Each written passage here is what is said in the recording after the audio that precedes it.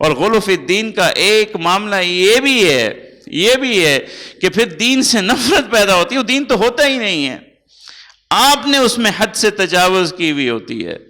مثال کے طور پر آج کل بہت بڑا مسئلہ ہے، بچیاں پریشان ہیں، عدت کے مسائل ہیں، عدت کے مسائل روز لوگ پوچھتے ہیں۔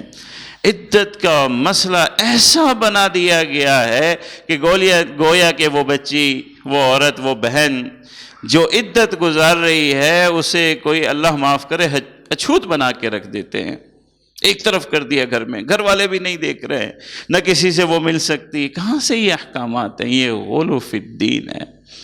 حالانکہ صاف ستھرا حکم ہے کہ وہ عورت بلا ضرورت گھر سے باہر نہ نکلے، بلا ضرورت الگ چیز ہے، بلا ضرورت گھر سے باہر نہ نکلے، بنا سنگار نہ کرے، اور اس کے بعد کوئی اسے نکاح کا پیغام نہ بھیجے، نہ وہ کسی کو نکاح کا پیغام بھیجے۔ یہ احکام ہیں عدت کے۔ اب اس میں کہاں لکھا ہے کہ گھر کے آئے ہوئے لوگوں سے ملاقات بھی نہ کرے، الگ کمرے میں تھلگ ہو جائے، بات ہی نہ کرے، گھر والوں سے ہی ملاقات نہ کرے؟ یہ سب چیزیں غلو فی الدین ہے، غلو فی الدین ہے۔